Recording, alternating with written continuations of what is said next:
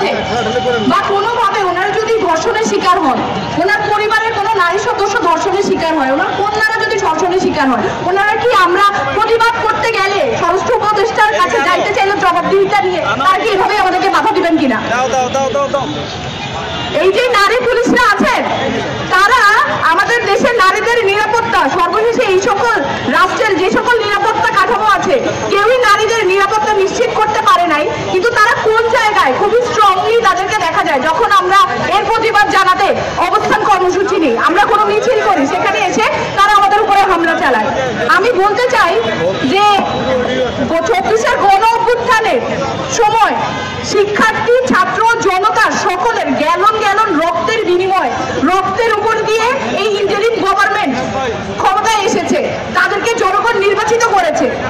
সেই জায়গায় আমরা দেখতে পাচ্ছি যে স্বরাষ্ট্র উপদেষ্টা এবং নারী ও শিশু বিষয়ক উপদেষ্টা শারমিন মুর্শিদের কথা আমি বলতে চাই, তারা জনগণের সাথে প্রতারণা করছেন, তারা প্রতারক। তারা জনগণের টাকায় সেখানে এই সকল জায়গায় পদে আসীন আছেন, কিন্তু তারা জনগণের নিরাপত্তা নিশ্চিত করছেন না। এই পর্যন্ত নারী বিষয়ক একটা বক্তব্য আমরা শারমিন মুর্শিদের কাছ থেকে পাইনি, স্বরাষ্ট্র উপদেষ্টার কাছ থেকে আমরা পাইনি।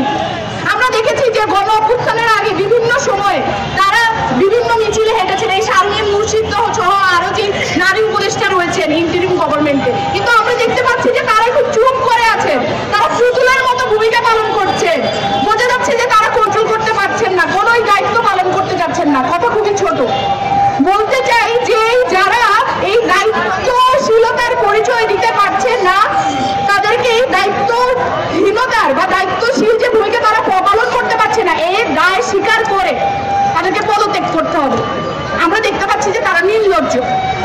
স্বরাষ্ট্র উপদেষ্টা গতকাল রাত 3টায় প্রেস ব্রিফিং করেছেন, করে আগের মতো আগের উপদেষ্টারা, মন্ত্রীরা যেরকম ভাবে কথা বলতেন তিনি একই রকম ভাবে কথা বলে যাচ্ছেন। সেই জায়গা থেকে আমরা বলতে চাই যে এই যে স্বরাষ্ট্র উপদেষ্টা এবং নারী ও শিশু বিষয়ক উপদেষ্টা আছে, তাদের ঘুম ভাঙছে না।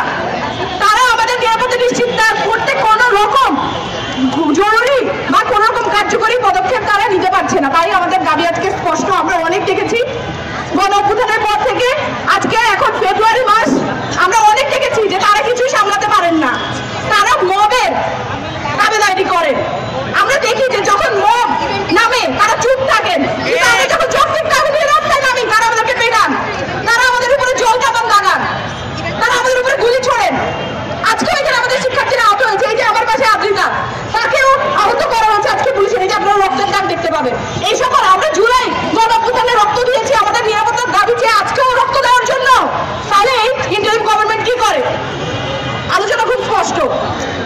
আমরা আমাদের 9 দফা দাবি পেশ করেছি। এই 9 দফা দাবি পূরণ না হওয়া পর্যন্ত আমরা আমাদের যে কর্মসূচি সেটা আমরা চালিয়ে যাবো। এবং আপনারা ভাববেন না যে এটা কোনো ছেলে খেলা। এই যে 50% নারীরা বাংলাদেশে, আপনারা ওইদিকে যারা আছেন আপনারা 50% বাংলাদেশে, এটা কোনো ব্যক্তিগত বা কারো কোনো সুবিধার বিষয় না।